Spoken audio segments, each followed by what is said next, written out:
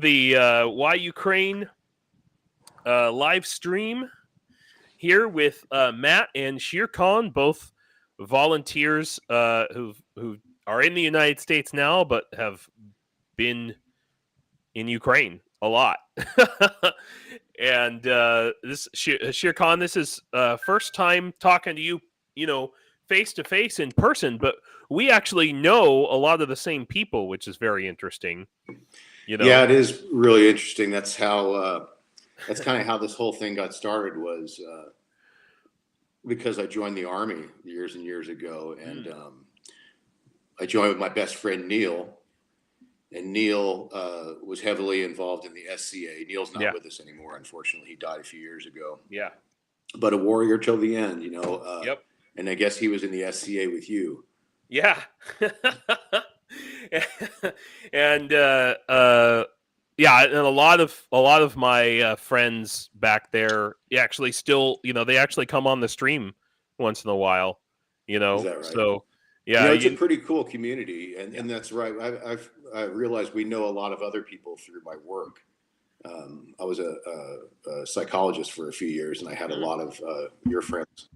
Oh yeah, because they're all working crazy for me, not as patients, working for me. Okay, well that's one set of friends, but I have another set of friends too.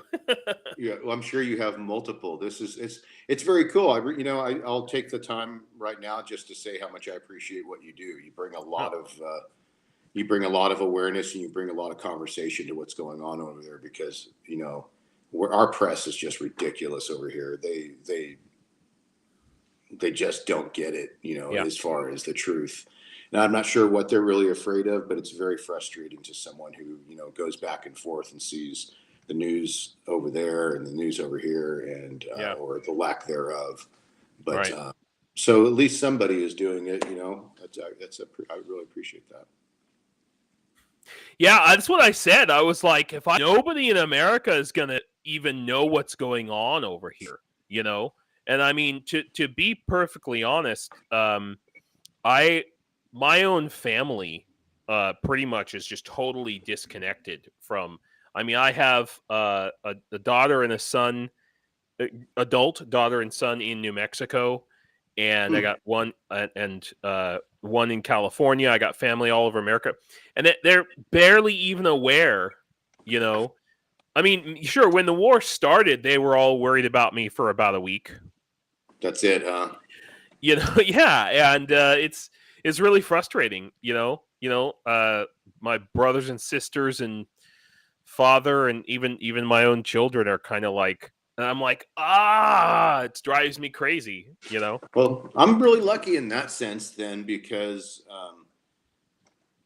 my family's been I don't have a huge family in New Mexico, but the ones in New Mexico have been really, really supportive, and even down to my grandchildren. And everybody kind of wants to get in and help a little bit. Like, for example, my oldest son, he's the one that takes me to the airport and picks me up. Wow. That's huge for someone like me, because I take about, close to 300 pounds of stuff every time I go.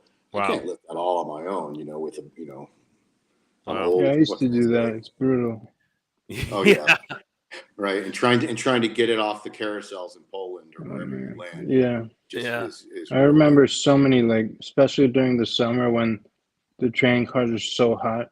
Oh God! Just loading up a train with 300 pounds of shit, and then just And what's with the lady on the train? Okay, must be a Ukraine thing, because there's this iron lady that is on every single train, and she walks like this, right? Yeah. And especially in the summertime, man, she just closes those windows, and everyone's trying to get that last grasp of air. So I hate those old Soviet trains. Okay, so here's the thing. There is a superstition in Ukraine that wind, like fresh air or wind blowing in your face, will make you sick. That's I know it's a Romanian thing too. Yeah, it's a very, very My mom, strong. if her hair's wet, she's afraid to go outside because she's scared she's gonna get sick. Maybe that's my problem. I love the wind. Let me tell you, I've nearly gotten in fist fights with babushkas over opening or closing the window on like a marshrutka in the middle of the summertime, you know? Is that right? Oh man, like I was like, no, it's staying open. Because Okay, this makes so much sense now. You just explained so many interactions I've had in Ukraine. Oh, there goes your power again. There goes my power. Yeah.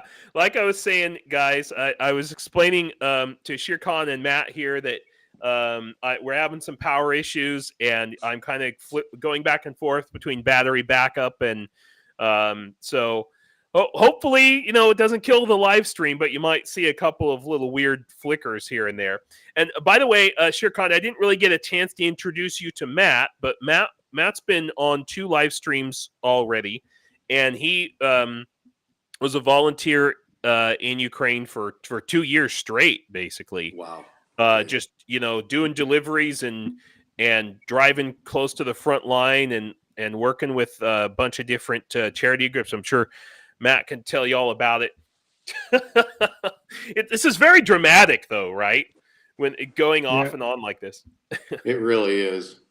Plus, it's in time. Well, Matt, I appreciate what you've done over there. I mean, it's pretty hardcore. And the closer you get to the front, the, you know. Spicier it gets. Yeah, spicy. That's one way. Spicy. Yeah. And those roads, man. I posted one video where literally I'm trying to hold the camera up on the windscreen, and, you know, it's shaking so bad that, you know, the driver's chuckling. He's like, you know, it's like driving on the surface of the moon, basically. I spent many years driving hellbent for leather on res roads.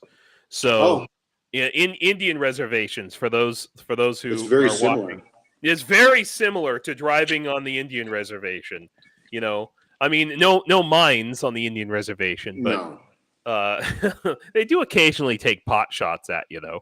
That's really too bad. Yeah.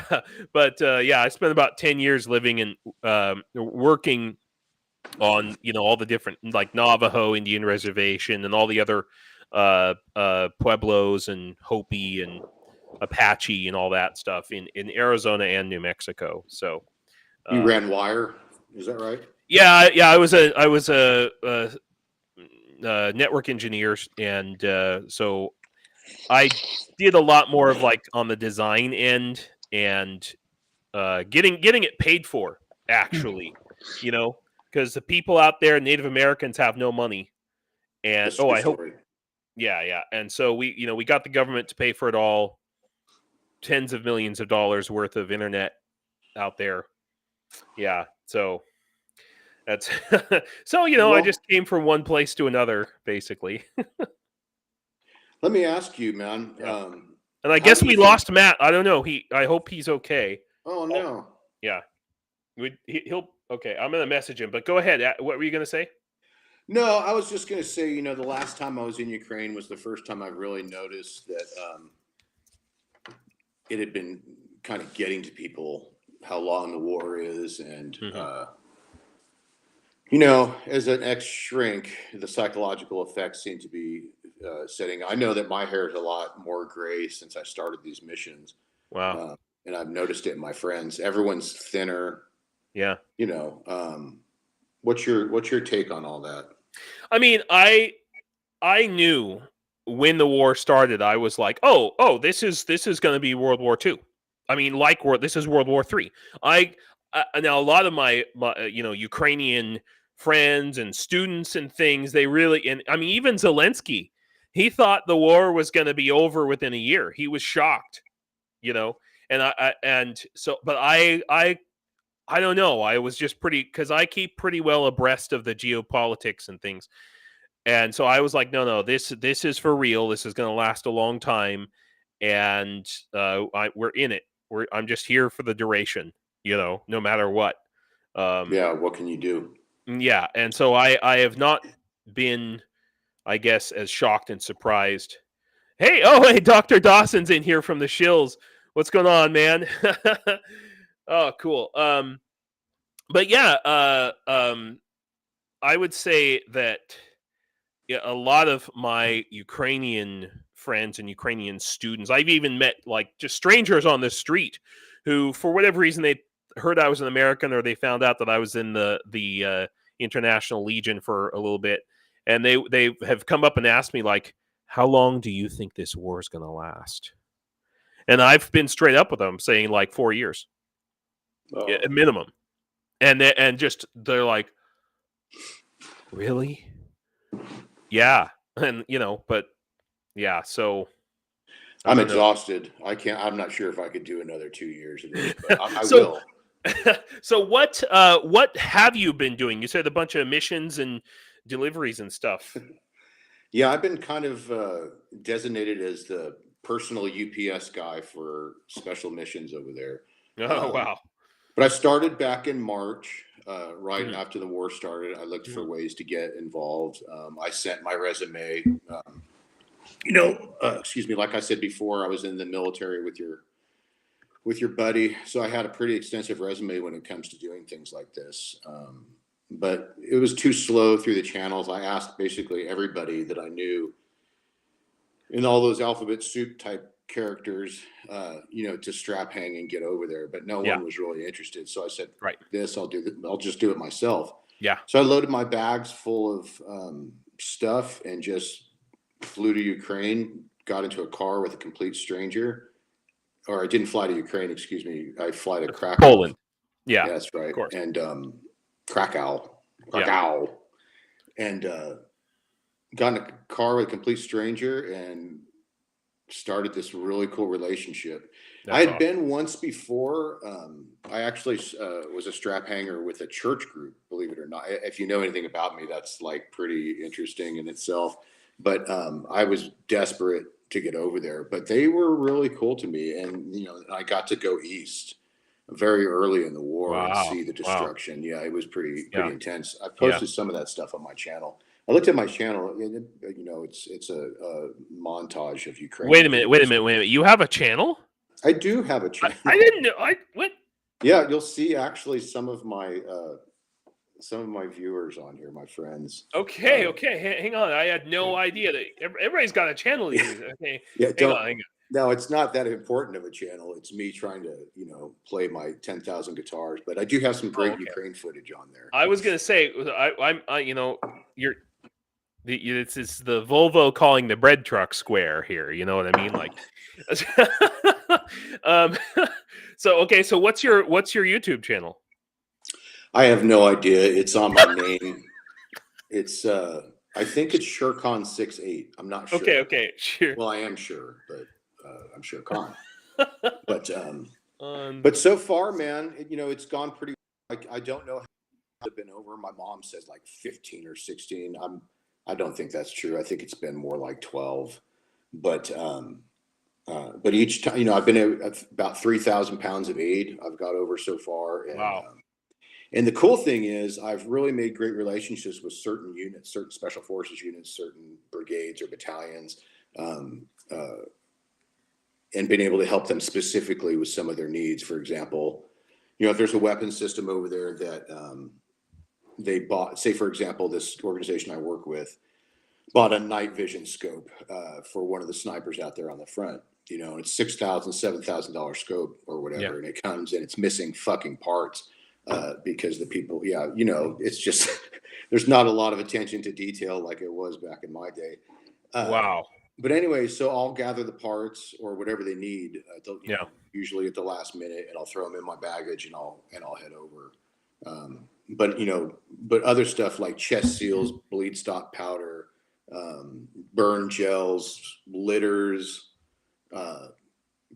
medical shears, rucksacks, you name it, dude. Oh, lots of tourniquets, lots of IFAKs at the very beginning. But each one of those items, it seemed like they became proprietary in the sense that, like tourniquets, I was bringing tons and tons of tourniquets over there, but all of a sudden, they were like, well, you can back off on the tourniquets. We're making them in-house.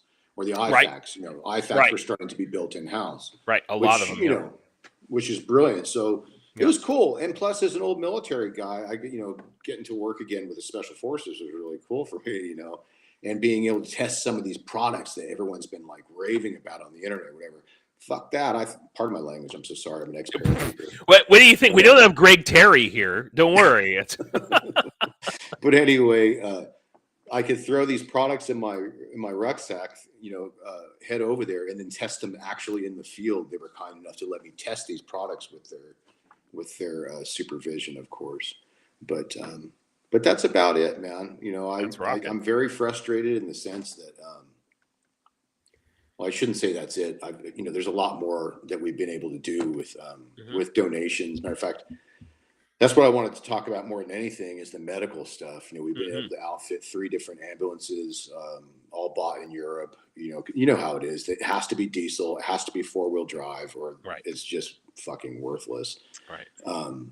But that, and then 2 operating rooms too. I was able to outfit 2 different operating rooms. One in Mykolaiv that got shelled, and then one in Kiev. I think it's the Border Guard Hospital. I'm shaky on that part, but there's some good footage of the guy using a new arthroscopic rack, and testing it out, looking at the camera. But that was able to decrease recovery time by like 75% and get these guys, for example, I went up to that hospital and met the guys that were in Mariupol in the steel plant, the survivors. And their injuries were pretty severe, based on the films and based on the apparati coming out of their body. But the surgeon there, he was great. He was like, we're going to be able to get these guys back into the battle sooner. Because he said in true Ukrainian fashion or in style, his biggest problem was trying to keep the motherfuckers in the hospital because they were all escaping and trying to get back. Oh, of course, trying to get out of the hospital. Well, I mean, Matt, if he ever comes back, I don't know what the heck happened to the guy. I'm messaging him on Facebook right now, and he hasn't messaged me back. I think he dropped his phone. I hope he didn't drop his phone in his coffee or something. You know what I mean? Oh, I see someone actually posted my channel name. It is Econ NM, which is interesting. I didn't know that. Okay. Yes, I just found you. Amazing. Okay. Yeah. Awesome. But originally, I tried to raise money, but I'm not a tax, I'm not a 501c3. I look a little rough. People were probably like, oh, the guy's using it to buy more guitars or something like that. But, but I'm lucky. I did set up a thing where, you could get Amazon to send you stuff directly so people could buy, back in the day, IFACs and poncho liners and things like that and send them to me directly, throw them in the luggage, take them straight over to Ukraine. I mean, you didn't raise money. How did you pay for this? I just paid for it. I have a brother who's pretty involved. My dad's helped a little bit here and there. I mean, a lot actually. But yeah, man, I have one friend that helps, but the rest of it's just my retirement income. Well, that is one thing I will say. I've met quite a few retirees here. Who maybe in America they couldn't get by very well, but here they live like a king. Is that right? Oh yeah, for sure. I thought about packing me and my cat and heading over to Ukraine to live forever. I mean, honestly, it's pretty much my plan, and I'm not even retired. But here I'm gonna share your channel. Oh, God forbid. Now, just you got to understand though that I'm an amateur guitar player. I'm not. Yeah. I was a pro for a while, and I put some music videos up there, but you can skip through those. I'm trying to actually organize it into just Ukraine videos, and then videos of my cat. Sure. Do you have playlists? I do actually. Okay, yeah. So if you go to the earlier Ukraine videos, some of those, not that one. A lot of them are updates. But besides the updates, there's some, pictures from Izium and Andreevka and places I was out in the East, which probably still suck just as bad now as they did back then. Yeah. I mean, if they're not under, Russian control and completely flattened. Hang on a second. One of the other reasons I do this, James, is because half of my family is from Ukraine. Oh, really? Sverdlovka is the name, or Sverdlov. But which is now a city in occupied Luhansk, of course. Yeah. But it's about 35 clicks from the Russian border, so I don't think I'm going to be visiting there anytime soon. Yeah, right. It's going to be a little bit, Wow, this is amazing stuff. Amazing stuff. Well, I hope you think so. It's very hard for me to do these videos. I'll be honest with you. It's yeah. But there you can see one there. There's the bridge, the famous bridge at European. Mm-hmm. But that was another trip I took up there. I went to Busha, went to Hostomel, European, all those different places near Kiev, and that was eye-opening in itself. But my hosts are good to me. They keep me. Yep, that one right there. That was, of course, the famous bridge at the beginning of the war. But really. I also have a very disturbing video of all the, I don't know if you've ever seen it, but the cars that were on that bridge, and they piled them all in that parking lot. Yeah. And I think some artists actually came and saw it as well. I saw it in the list here. Those were the family barracks. So that what you just saw was family housing for the military near Hostomel. Uh-huh. So they came in there with Hinds and just leveled the places with women and children and families and shit like that in there. It was absolutely catastrophic. Crazy town. But like you said, your whole channel is dedicated to what you don't see on the news. Right. That's the idea anyway. And that was that right there. So all these cars were on that bridge trying to get out of Hostomel and places like that, and trying to cross that bridge near European. All full of families. They just started bombing the fucking bridge, Yep. But there were bullet holes and shrapnel in all those cars. It was really spooky. Yeah. Yeah, for sure. Wowza. Looks like you have a troll, dude. This is pretty funny. Oh, really? Yeah. Oh, do I have a troll? Oh, what's this troll? I love trolls. They're my favorite. Let's see, it's I don't have my glasses, so Ocheninkakova. That's interesting. Yeah. But anyway, here's some just early stuff from when I was over there years ago. But I don't think that I'll stop. Money is an issue, of course, because it's right. Of course, with the way the economy is and all these different things, it's expensive to get over there. It's expensive to buy these products. Yeah. But thanks for sharing that. That was really nice of you. That's really cool. No, it's amazing. I think at some point I must have seen your channel, and but I just God, I've got so many platforms and I lose track of things, and but I had not actually looked at the videos, so I think I just saw your profile pic probably. So probably. Yeah. That dog. I have a tendency to pick up on animals wherever I go in the world. So that's not my dog. It's just some stray that happened to find me. I don't know. I think I might have been near Borislav when that picture was taken. So way out in the west. Yeah. But you're pretty familiar with that area, yeah? The western part of Ukraine. Yeah. This past year, I've been out there quite a lot. Not really by choice. It was just my wife's company rented a house in that area, and rented a house for us. That's basically. pretty cool. Yeah. What do you see? Do you see a lot of differences between, because you're in Cherkasy, right? I mean, Cherkasy Oblast. Yeah. But you see a lot of differences, like food, well, I mean, definitely people are very, very religious and very Catholic.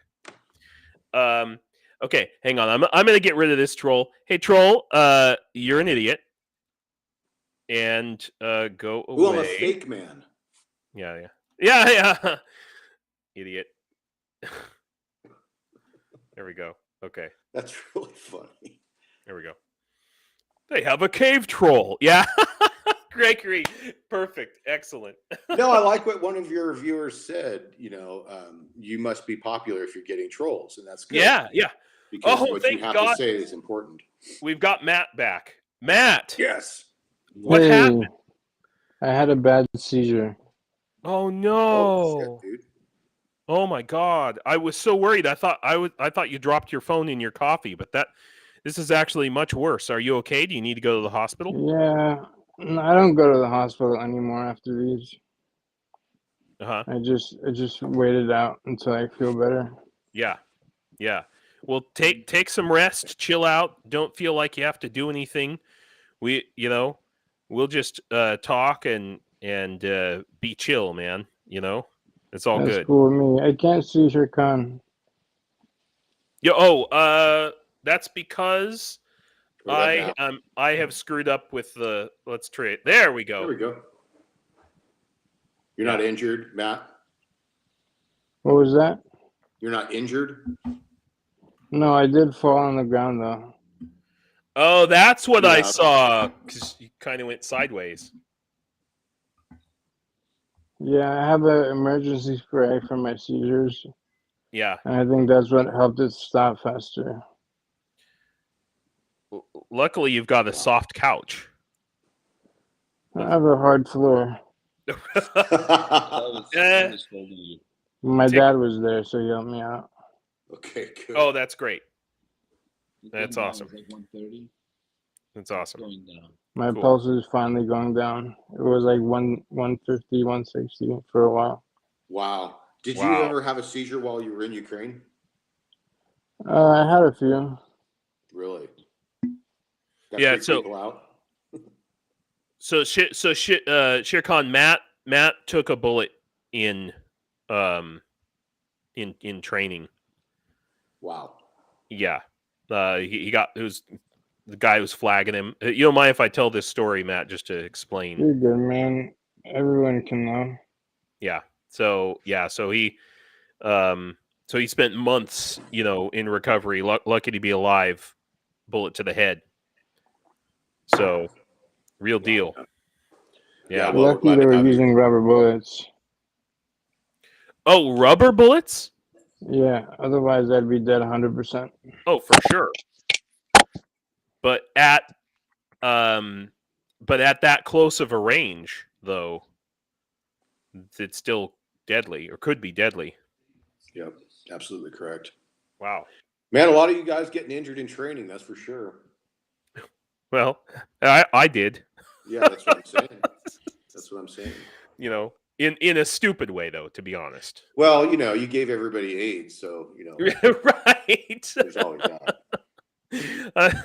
I know you're one of the original viewers. If you know that story, I'll tell Matt and my newer viewers. So when I first got in the Legion, everybody has to buy their own toilet paper. Okay. Oh, I can't hear you, Matt. Oh, you're on mute or something. I think it's your iPod. There. Oh, now I got you. Now I hear you. Cool.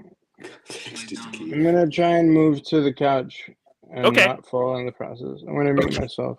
Okay, good luck. Good luck. But okay, yeah. So if you can hear the story as this is happening, basically, I wrote on my toilet paper because I was afraid somebody was going to take my toilet paper. Oh, I'm glad Matt has somebody there. It's really no good. kidding. Yeah, that's a big deal.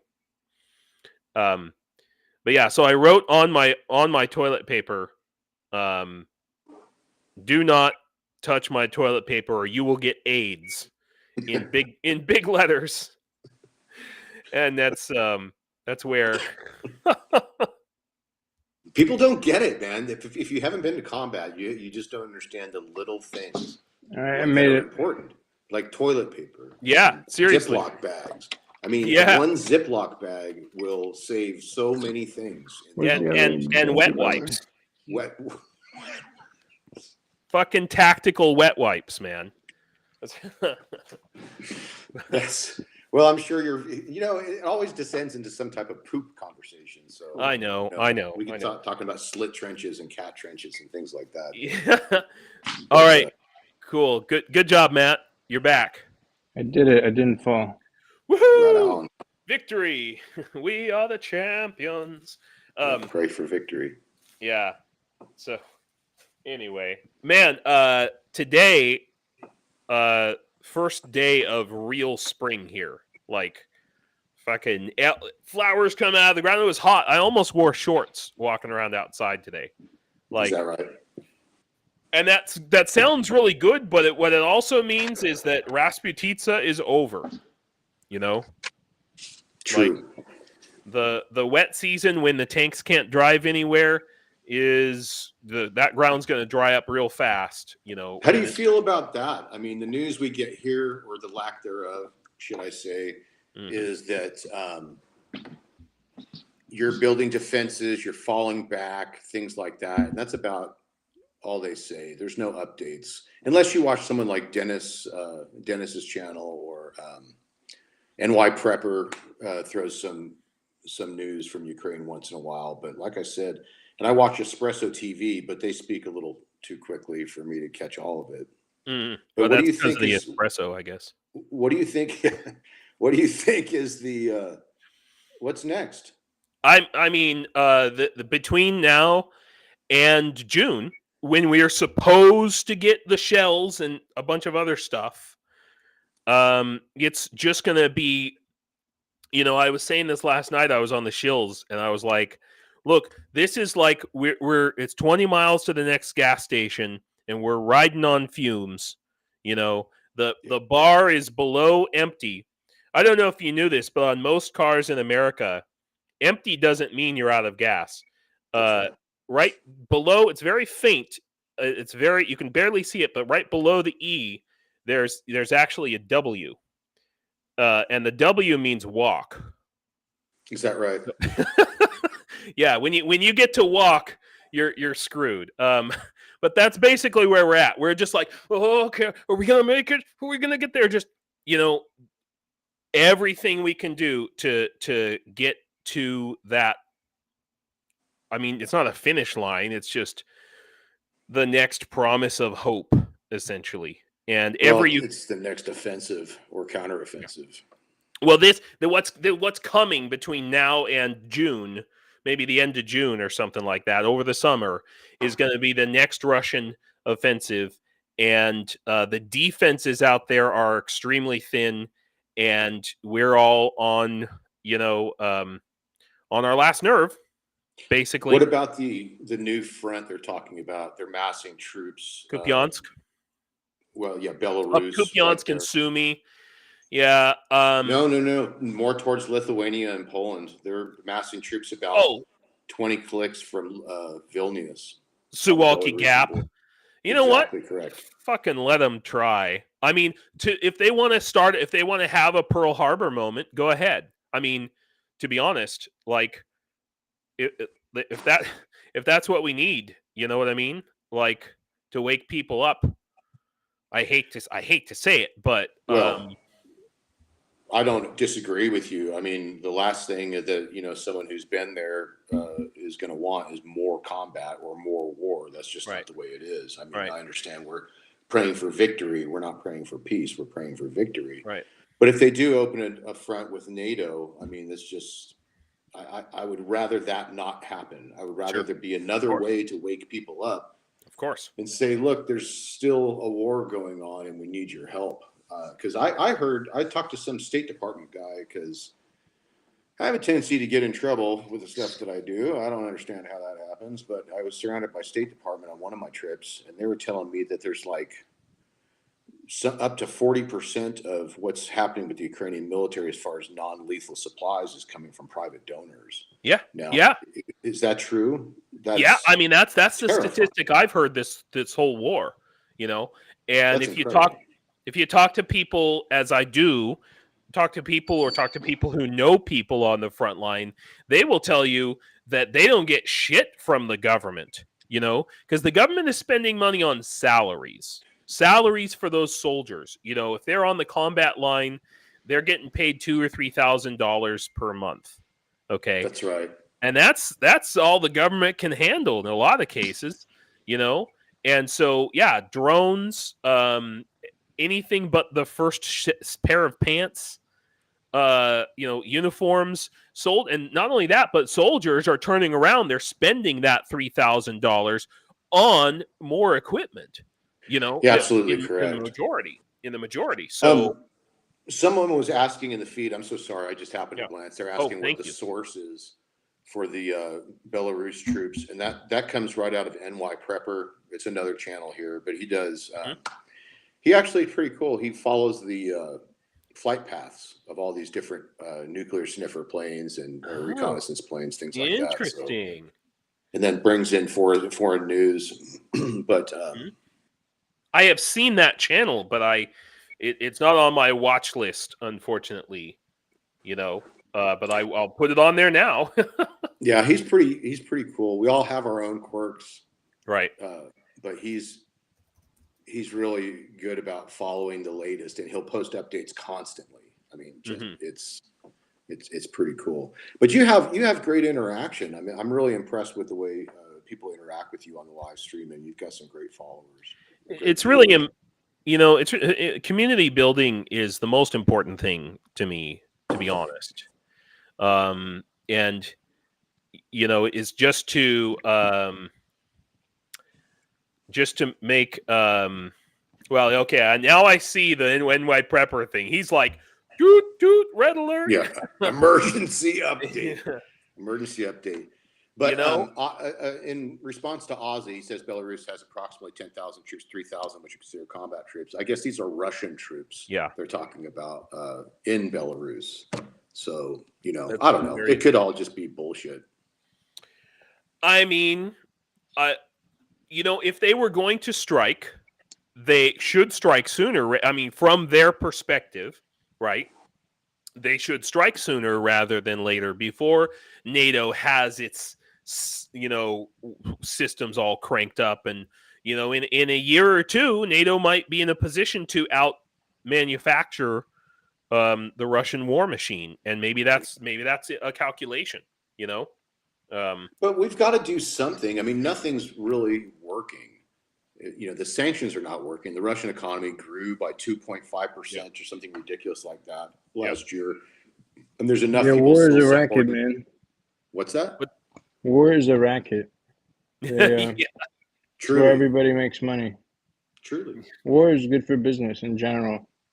Do you think that's what's happening with the United States? They're really trying to play this NATO thing up, play the Russian thing up to where we can get on a war economy? I mean, it's not like we're not sucking on tit. I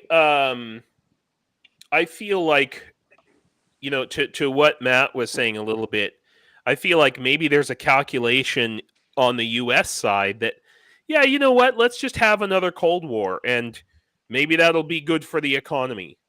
Maybe that's, unfortunately, I was saying on the Shills last night, that Ukraine is if that's the calculation, then Ukraine is the sacrificial lamb, which sucks. That's not acceptable. Right?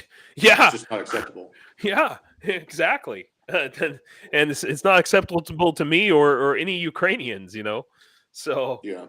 That's one thing I did learn. The first thing, my impression when I got over there was when I started working with the special forces guys, was literally we could send Ukraine popsicle sticks and bubble gum wrappers, and they would find a way to kill orcs with it. It's not. I don't see Ukraine losing here. I mean, It's just how many people have to die in order to make this. It's a long ass, interminable war. Yeah. I mean, Ukraine will never, ever, ever stop fighting. Ukrainians will never stop. But I still don't understand why it's dropped from the headlines. I mean, this is serious, and this is serious to the entire world. But literally, there's nothing in our Western news. I mean, we're lucky if we get something in a major counteroffensive, in a major battle. There's almost a guarantee if Russia wins this war that they don't attempt to expand again. That they don't, or that they will? They will. Yeah. Oh, yeah, for sure. I think this is a very critical war for Europe, because if they get emboldened by winning a war, they're Yep. going to try again. Yep. And see how far they can get. Yeah, they'll just keep going, just keep on And going. they did declare war on the United States when this all happened. It's just the United States hasn't responded yet. I mean, I don't understand. This concept that I keep hearing about, that we have heard about since the beginning of the war, about strategic ambiguity, like, you don't know what I'm gonna do. I could have a gun in my pocket. You don't know. That's bullshit. The Russians know. We know what the Russians have. I mean, when I say we, I mean our intelligence networks. They basically know what the Russians have. Yeah, they know where Putin is 24 hours a day. Exactly. And the Russians basically know what kind of armaments Germany, France, Poland, Portugal, Spain, and all the EU countries have. And they knew that... It's all open source. Yeah, I mean, ultimately they knew it. And the Germans, as we know, are really open source. They are the open source. And so this idea that NATO could even have strategic ambiguity, if you know the moves, if you know what someone has and the resources that someone has, then you know the moves that they're capable of making. So Truly. There's no strategic ambiguity there. Like if you know that, if you're playing chess and you know that the guy has a knight and a bishop, you know what moves he can make. If the screen is, if you got a blank screen in between the two of you, then yeah, you could have strategic ambiguity. If you have a ton of pieces on the board, you can have but if you only have two pieces, you pretty much are limited in your options, and people can figure out what you're going to do. But this just simply adds to my confusion. Like one of your Gregory Huey says, why did it take Europe this long to understand, that this is a big deal, and Europe is kind of needing to be on a war footing. I really don't understand that. I mean, the head in the sand approach was so obvious and so apparent. So arguably, I think what's waking France up, or Macron, let's say just Macron, is France getting kicked out of their African countries. So the African countries that they thought of as being, kind of their special place, Niger and Mali and these other countries, and now Wagner or Wagner 2.0 has gone in there and basically kicked them out. And I don't think that France is ultimately really going to. I mean, maybe they'll send troops to Ukraine, maybe not. But I think that they want that. They want that. They want Africa back, essentially, and they're mad about it. Or at least Macron is, and that's what's waking them up. Ultimately, it's not that they are like, oh, we want to help Ukraine all of a sudden.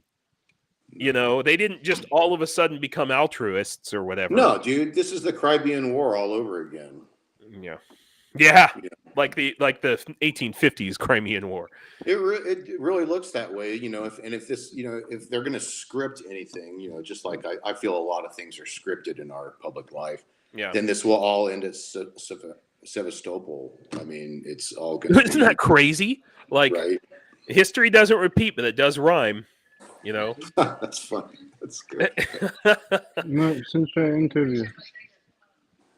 Oh, what's that? Oh, what's that, Matt? Sorry, I was just speaking in Romanian to my dad. Oh, okay. That's cool. Awesome. It's cool to hear Romanian, Yeah, I'm pretty rusty. Yeah. That might be the next place I move. I don't know. I might go to Romania. Just because I speak the language. I have cousins there. That's cool. An uncle over Family. there. It's pretty cheap over there. That's cool. I'm just waiting on my disability money to kick in, and then I'll have no more financial stress for a while. Yeah. Well, how long is that going to take? Do you have any idea? Because some people... I hired a lawyer to help me. Okay. And they said they're so backed up, it takes like 6 to 9 months. That's pretty good, actually. 6 months, it would be good. Yeah, I know people that it took 13 years. So, but in your condition, I think is pretty clear. Other people, yeah. I mean, it's pretty obvious that I got fucked up, and now I don't have I have a lot of things wrong with me, and I'm disabled. Yeah. For So example, just now I couldn't even get off the ground on my own. My dad had to help pick me up. wow. Are you still having minis, like little mini tremors, mini seizures? Let's see. Yeah, a little bit. Still a little shaky. Yeah, a little bit. Sure, makes sense. Yeah. Max says it took me 1 year. Oh, for disability. That's really fast, actually. And It sounds like that I'm going to be close to that.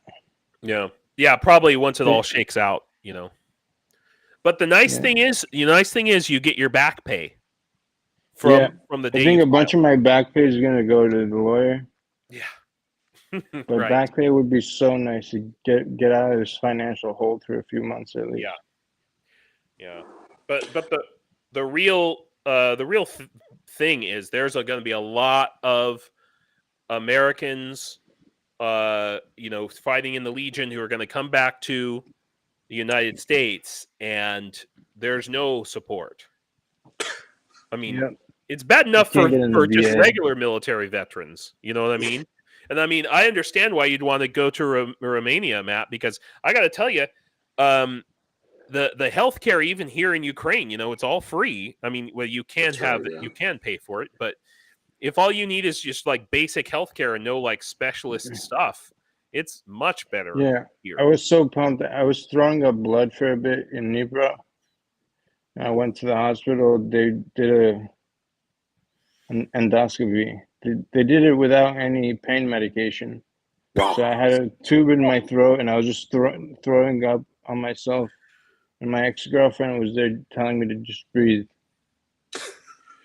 Just breathe. Like, fuck you, you don't understand. I'm getting raped by a fucking robot penis. Seriously? That is one thing, unfortunately. There is a serious lack of anesthesia medication. Yeah. I had morphine when I got the plate in my head installed. Yeah. And I love morphine now. Yeah, that's the problem, right? I totally understand why it's so addictive. Yeah, unfortunately, it just makes me itch, Oh, yeah, or like nauseous. Yeah. Pain is a mother, they say. But there's so many pharmacies in Ukraine. I mean, you can't stand in a parking lot, throw a rock, and hit another pharmacy. Apteka.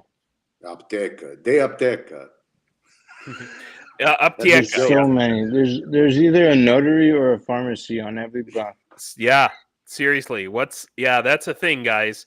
They love stamps over there. Yeah, they love these medieval documents with like little strings on them and stuff, But it's got to have a stamp. But that's also a part of the corruption, Is that right?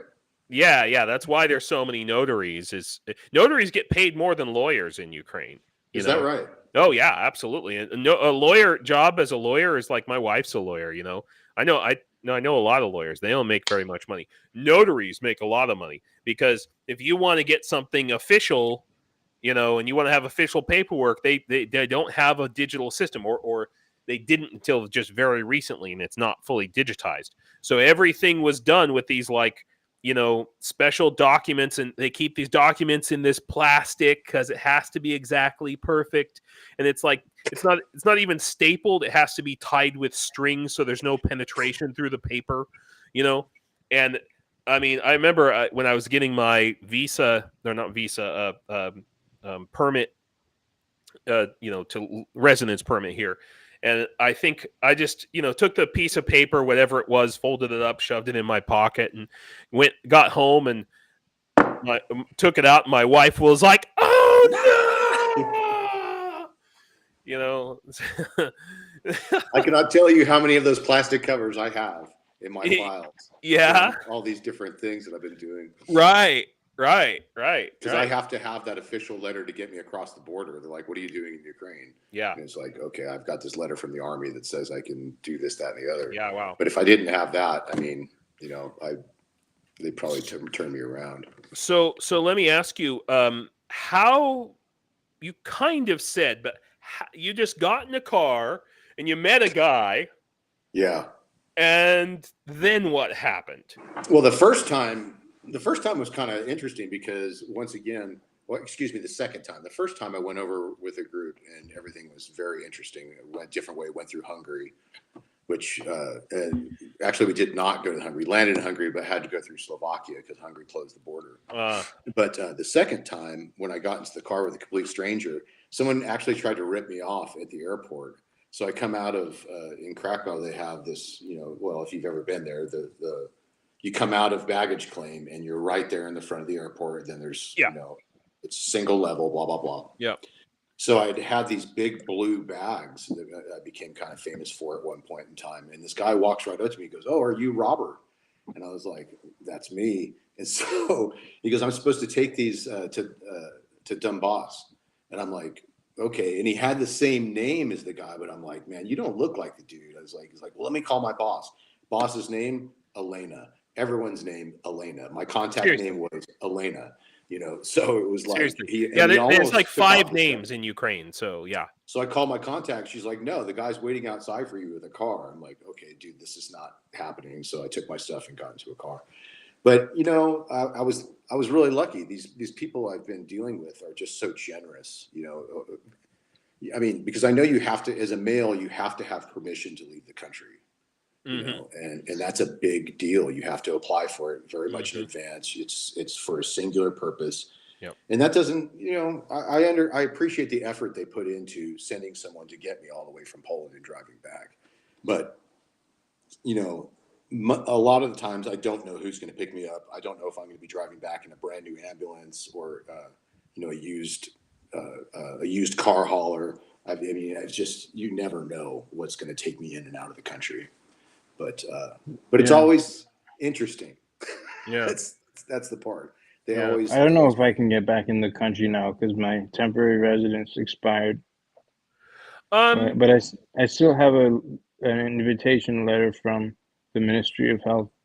Yeah, even if it's expired after 180 days, even if you've like outstayed your residence permit or visa, after 180 days, you can go back in. And if you had it, now don't quote me on this, but I'm always getting different stories from different lawyers and different immigration offices, Sure. But if you had a residence permit before, it's possible. Nice foot, by the way.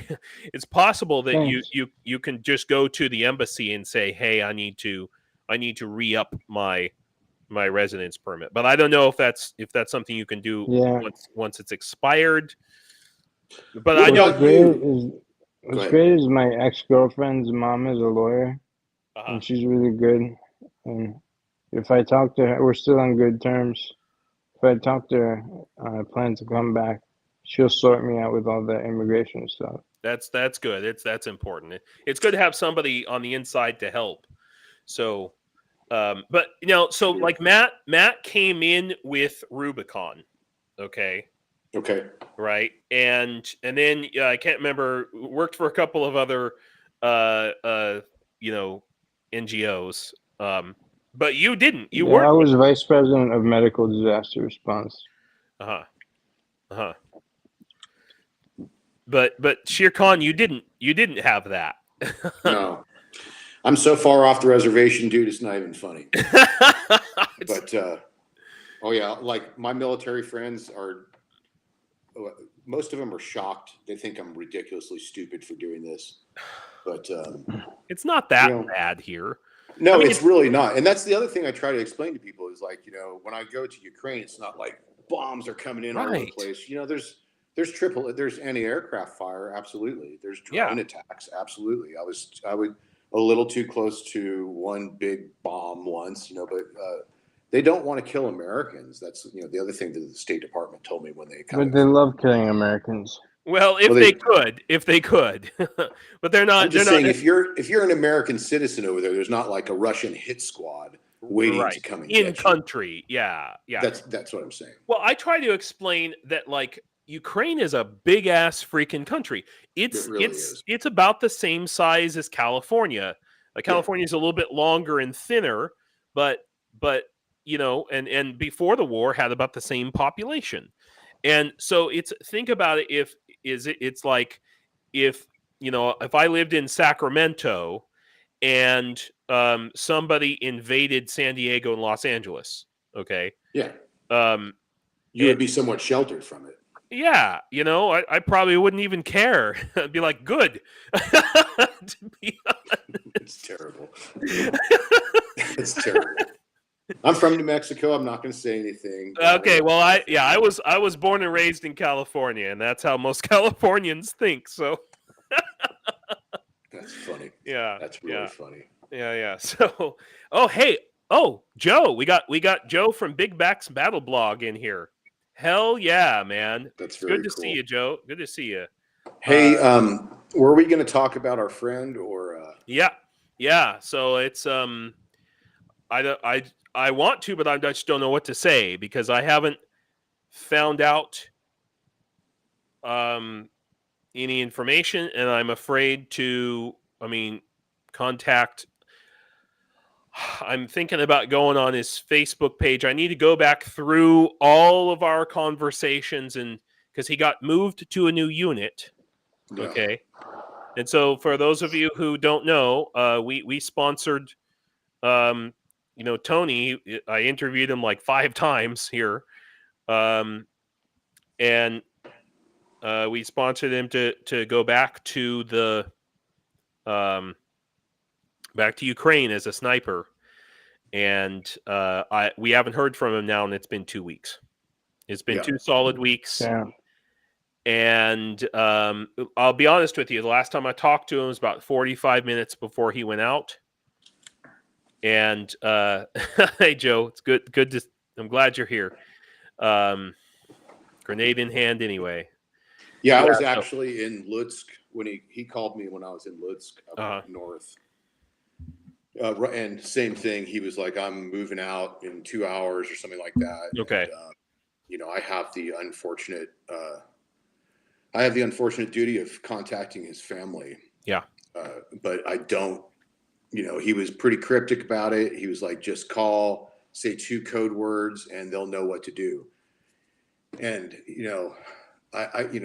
and I'm like I said, I'm late. I was supposed to do that yesterday, but I don't feel good about not knowing exactly what's happened to Tony before I call, and 2, I'm not doing it on Easter, and I'm not doing it on April Fool's Day, because I don't think that's appropriate. So April 2nd, whether we hear back or not, I'm going to go ahead and contact the family. Okay.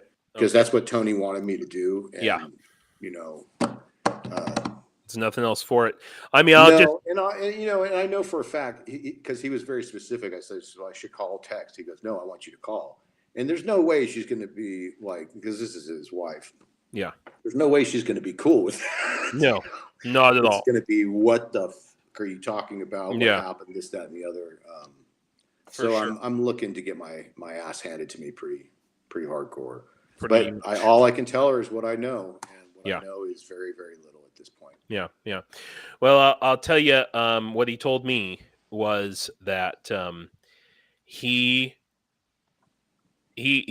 told me he thought he was going to die. Yeah.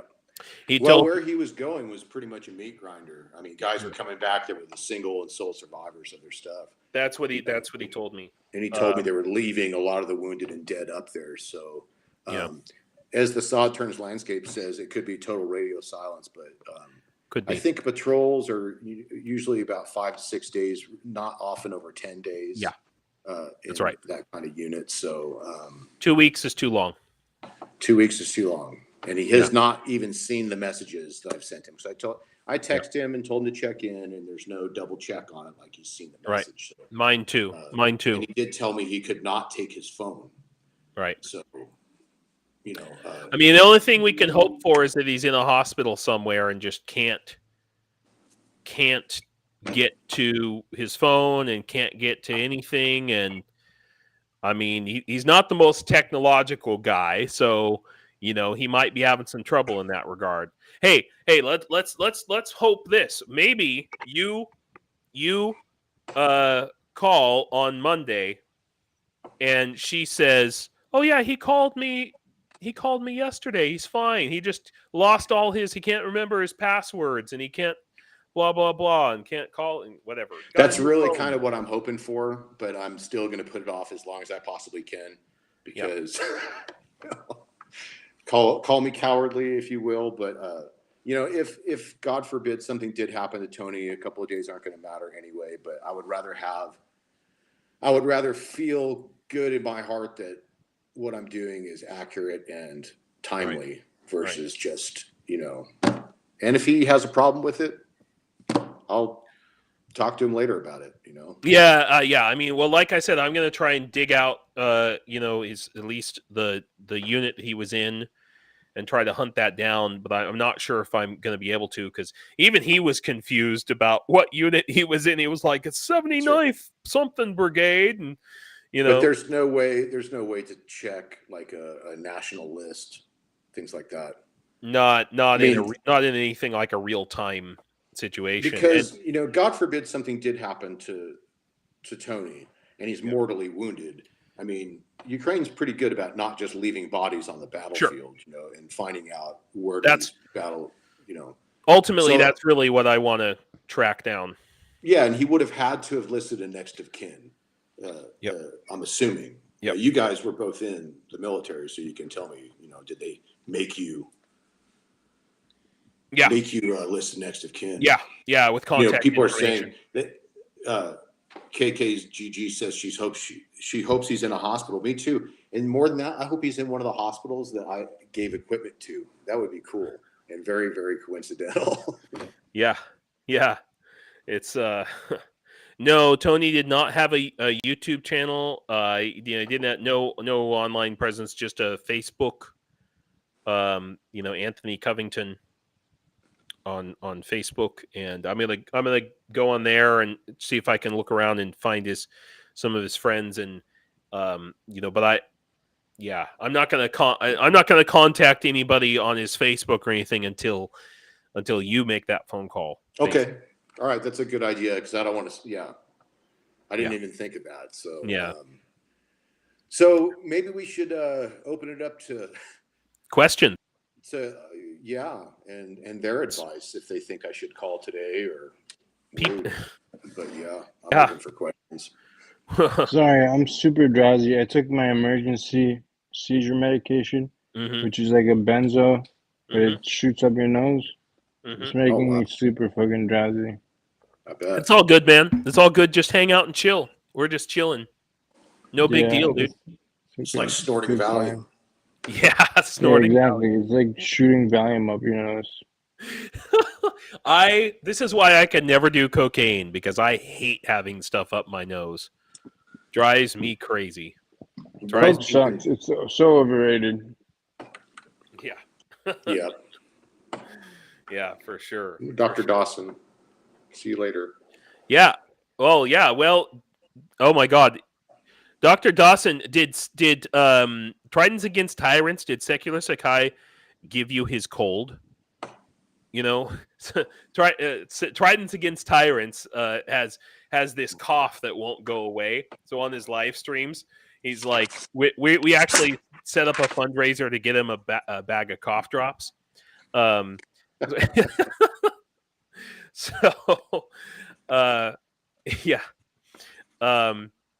Okay. Oh, Jenny. Hello, Jenny.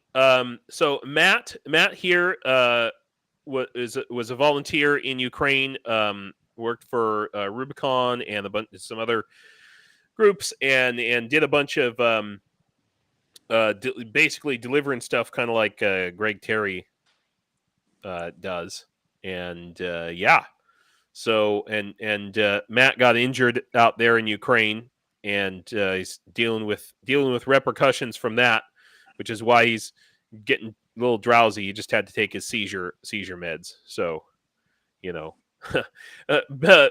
Big Mac's Battle Blog says drugs are terrible unless you're on holiday in South America. Oh, I can do it then. So, Big Mac, Joe McDonald here. I know you have had to deal with some issues too with your injuries. I hope you're doing all right. there. I know that last I heard you were being sent out to. I thought you were gonna swim across the river and go straight to Krinky from the way it sounded like on your on your channel. So I'm glad to see you're here. At least. So,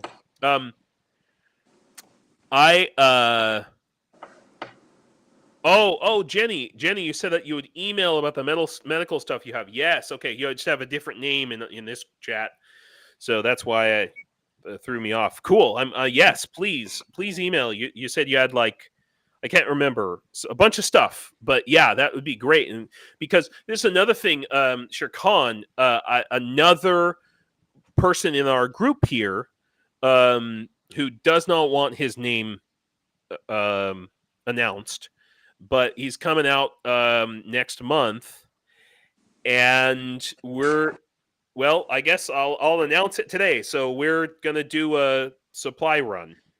Okay. I'm not sure what yet, but everything on my page, we're gonna tourniquets mostly, probably. I'm also gonna set up we got the fundraiser for drones and wet wipes. Critical item. And we're at least gonna drive out to the Alpha Company 1st Battalion guys who are out there. Let's not in Chasiv Yar, okay, but in that direction. And I'm hoping to get in touch with Greg Terry, and maybe we'll team up with him. But it's going to be middle end of April, basically. Oh wow. Okay. Yeah. I wish I could get there by then. Yeah. If I could, I would. That would be fun. Pretty quick.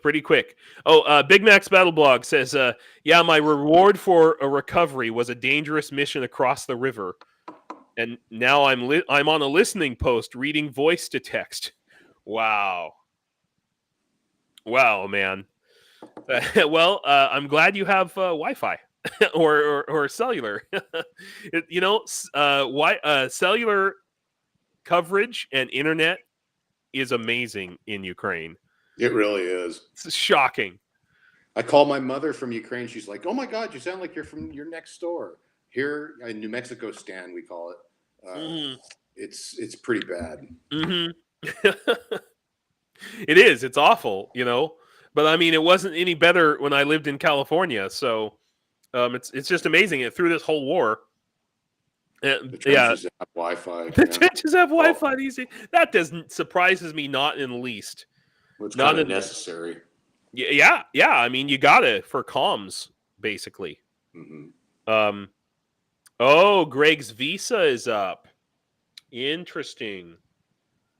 Thank you for letting me know. I sent him an email as soon as we came up with this plan that I just told you guys about, which literally happened Friday. Okay, we made this plan on Friday. But we can go to the same shop and send you tourniquets like last time. Okay. Yeah, absolutely. This because I promised you some on my last trip. I was going to mail them to you when I got there, but it kind of went south as soon as I got into country. There was a guy literally right there going, "I need tourniquets." Wow. So I gave them, and they went straight to the battlefield. But do whatever. Yeah. Sometimes that's the better thing for sure. But yeah, so I'm gonna put some more stuff up on here. But drones, emergency stretchers, and by the way, I just want to point out to everybody, all of these items here now take PayPal. Oh, good. Okay, so if you you have to scan the QR code. It's not fully integrated with my Shopify, okay? But it's the best I could do under the circumstances. But you can at least pay with PayPal. You just put a note that says, for the drone or for tourniquets or whatever it is. So every single one of these items, you just go here, and there's the PayPal code right there. So yeah, rain gear. Everything a soldier needs. A strong point to make. No more boots or tourniquets. Shit. Uh-huh. Oh, okay. Oh, hey, hang on, Joe. All right. I have a strong point to make. No more boots or tourniquets, no more uniform. We get issued that shit and it's cheap to buy. Okay. Seriously, tell them to buy it themselves. Drones, thermal optics, and what else? All right. Fair enough. Fair enough, Joe. Well, the optics are a problem because Yeah. of ITAR. Come on. Getting, You have a kind of... What? Wait, hang on a second. Here. I'll turn Matt down a second while he's talking. No worries. No, yeah, there's ITAR regulations prohibit you from taking certain things out of the country, basically.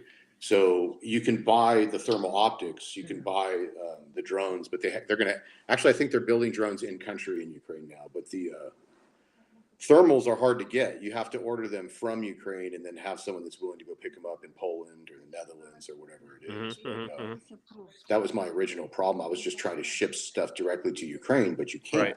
There's no way to do that from the United States, which is why, you know, any soldier asking for boots is a...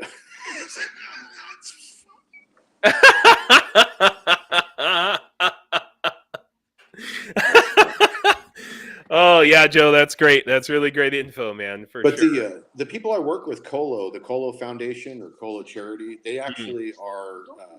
They have certain partners that they work with, but they have a huge drone program. So that might be, if you reach out to them, they'll probably hook you up with some drones. Colo Foundation. How do you spell it? It's KOLO .org, I think, is their website. Okay. But I have a link to them on my page, on my little description, right? I have a link to your thing, and then I have a link to them. But, okay. If anyone watching is in the Ukrainian military, they're a good contact to have. They do a lot of work with the military. That's how I'm able to work with all these different units. And drones were a huge part of what I did for the first few missions over there. Right. Drones. Matter of fact, this last time I was over there, just a few weeks ago, same thing. The microwave. I was just thinking that this morning. That's so funny, of taking a microwave. Oh, the microwave finally broke. Yeah, but anyway, Colo, yeah, check them out, and you know they're able to get and broker incredible deals for the military. I think they've already bought, I think, close to 200 ambulances, something like that. I mean, you know, and the drones they donated when I was there was what? We went and picked up a big lot of 48 drones of the quadcopters to be donated. They were all proprietary, all being built in Ukraine. So that's the other thing that's important that people don't understand. Like the operating rooms, the C-Arc that I bought, or the arthroscopic rack, things like that. I can't take that in my luggage. You know, that's right. Not something that I'm willing to ship anything directly to Europe. So that's just not it's a no-go. Crazy.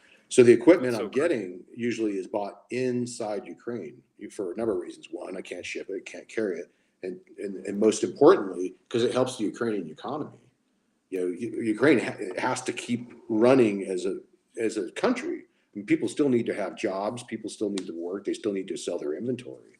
So anything you can do while you're in Ukraine, or to buy things Ukraine, from within Ukraine. Yeah, that's exactly what I'm focused on. Recommend that. Yeah. Sorry, I had a lot of coffee this morning. I'm going off like a monkey in a tree. No, it's really super important. I'm actually, while you're talking, I'm looking up Colo. Aha. Okay. So Big Mac's battle. All right. So yeah, real Dave Seaman. I'll have James transfer my uniform donations to the drone. Fair enough. Yeah. I mean, I tend to agree that. Okay, here I'm going to share this Colo screen here. Primary arms, AGM. Yep, good stuff. Just make sure they send you all the parts. That's all I can say. But the red dots, you know, there's a way around ITAR. You just have to be willing to take a huge risk. And I'm not going to say on a public setting that I've ever taken that risk or even thought about taking that risk multiple times. I can't tell you how many, but I'll just say that there's a difference between if you have carry-on luggage, basically your carry-on luggage is never checked by customs until you get to the border. Yeah. That's all I'll say. And once you get to the border, it really, unless you fucked up, pardon my language, and brought something so stupid that it's going to get you caught, they're going to turn the other way and let you through. Because Poland wants Ukraine to be armed. I'm not telling you to take arms, but when it comes to non-lethal military equipment, there's a pretty cavalier attitude at the border. Anything but the gun, basically. Or helmets. I don't know why they're always asking me if I'm bringing helmets with me, and that's a big thing. I bring battle axes. I bring these giant daggers, all kinds of stuff. Because the troops love that kind of stuff. But as long as I don't have a helmet, I'm good to go. It's just very, very interesting. Because it's we do different border crossings to kind of for OPSEC, but they start to recognize you when you've been there so many times. So it's kind of cool. They help facilitate the process for me. Sometimes they don't even ask for my documents or look in any of the bags. They're just, oh, that guy. So it's kind of cool. It's you just got to not sweat when you're up there. But anyway. Yeah. I don't know. Gregory's asking why are helmets a problem. I don't know. I have no idea. But they always ask me if I have weapons or if I have helmets for some reason. So maybe there's something extra you have to do with helmets, or maybe they want to make fun of you. I don't know. Maybe they'll say, "Oh, you must be German." You must be German. That's what I was thinking. Because of know, Germany's great donation, sure. Yeah. Real Dave Seaman. I was just about to ask Joe if you wanted to put that list together and put it. But exactly what Real Dave Seaman said. Send us that wish list. And Joe, by the way, I don't know if you're on Discord at all, but I want to invite you to the Discord server, and then you'll be able to, go off all you want. Gregory's asking again. I really don't know. I've never tried to bring a helmet across the border. I know people who've brought their own helmet, and no problem. I don't understand. Maybe they're messing with me or something. I really don't know. I mean, Matt, when you were in Rubicon, they brought helmets, right? Well, of course, that's an NGO, and they have their own system. The borders now, everybody's low in supplies. So if you bring anything military over, there's a good chance it gets confiscated. Yeah. They took my whole kit on my way out last time. I loved that body armor. Doesn't matter. They swab me at the airports every single time. I mean, they see me coming, but as long as you're cool with them, and keep your beard short, you're usually not seen as a combatant. I make sure I Europeanize myself, and I don't look like that I came off the front line when I go over and come back. Coming back is usually pretty scary in Poland. I've had more weapons pointed at me in Poland than I have in Ukraine. It's kind of funny, but there's been a couple of times where I've been surrounded, with the Kalashnikovs, and it gets nerve-wracking to say the least. But Poland, they don't mess around. They're pretty hardcore. So you've been going out. How many times have you been out there? Have you been here? I think it's 12. My mother swears it's 15, but I don't think that's true. That's a lot of plane tickets, man. It really is. It really is. I have a lot of miles on my what do you call it, frequent flyer. But still, it's funny. I only have enough to buy an economy ticket. But every time, right? Even though, it's actually not that bad. If you get a flight early enough, you can get it for like $400 or $500. Yeah, is that right? I use a lot, and you can get direct to Warsaw. 400 or 500. Like I'm trying to find something that's you can get cheap even that goes to cheaper. Wait, what? Yeah. Sorry. What was that? It was like around COVID time, and when the war was first started, it was crazy high. But I think the plane flights have come back down quite a bit now. Yeah, So, I mean, Yeah. I'm looking at probably a 30 to 40% drop since the start of the war, but it's still very expensive. Is that airline called the Ryanair? The super cheap one? Ryanair, Ryanair, yeah. pretty cheap, That's like the Spirit Airlines of Poland. Yeah. Hey, There's listen, an article. They were planning on doing some flights directly to Kyiv at the end of the year. to Kyiv, yeah. I would not so go on those it's still flights. I would. I want to be on that I first would flight. totally Funny, do it.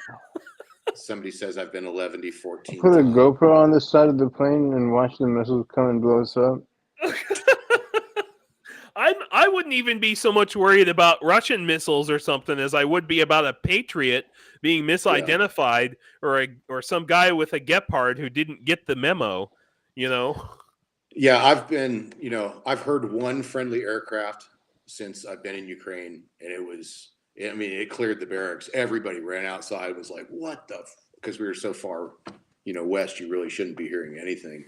But, people don't understand there's been no civilian air traffic since the beginning of the war.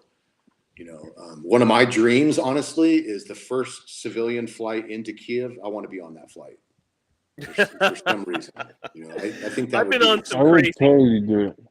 It'd be pretty historical, though. I mean, to be on that first flight. Yeah, Fair let's do it, man. Might also be the last flight, but yes. Well, Matt says he's in, so I'm willing to take All the risk. You guys go. I will pick you up at the airport. We've made a pact. It's official now. Yeah, dude, it's official now. That's really crazy. we got people in the chat want to join too. Well, let's go.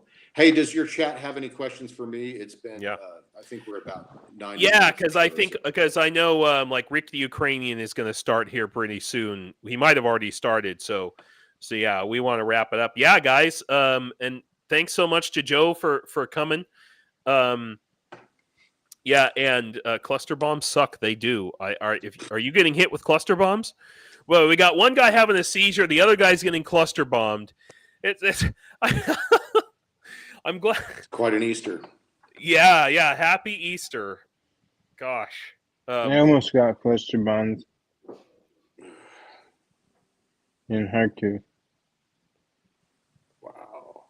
Sorry, my wife. I thought we were getting bombed just now, but my wife just dropped something upstairs. Oh, good God. Christ. All right. Well, hey, man, thank you for having me on here. Honestly. Yeah. This was really cool. I'm honored to be a guest. Thank you. To be honest with you. Good what to you meet do you, man. is really freaking cool, man. Yeah. And Matt, it was great meeting you as well. I hope you feel better. Yeah, and have an easy go with it, man. Yeah. Thank you. For sure. Yeah, and Shirkan, we're gonna get you in on the Discord at some point. It's gonna happen. I'll be honest with you. I'm not sure even what that is. Yeah. So, yeah. I wasn't either like 6 months ago, to be honest. So okay. I had to learn it and all that shit too. So, but yeah, everybody wants to talk to you. So, you and Matt both. So, but I have to be on Discord. Someone has to explain to me what Discord is. Well, Discord, you know when people come together and they talk and they're like communing with each other. Well, Discord is like the opposite of that. Oh shit! That's why it's called Discord. No, I'm joking. It's just another chat program, but it has more options, and I would even argue it might be more secure in some ways. Well, YouTube is kind of like out there, Yeah, like see this.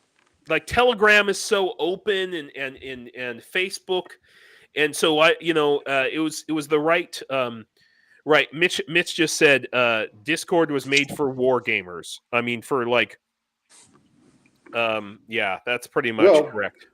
This is I'm kind of a war gamer at this point in time. Right, we all are a little bit. Well, yeah. So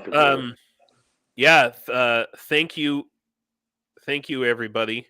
All right, man. Thank you. Thank you, everybody. I'm going to sign off now. And then I will do the Discord thing or whatever. Matt, please feel better. Yeah. Thank See you. you all. Right. And Slava Have a good Ukraine. one, Love guys. Ukraine, everybody. Headlum Heroim Slava. All Slava. right.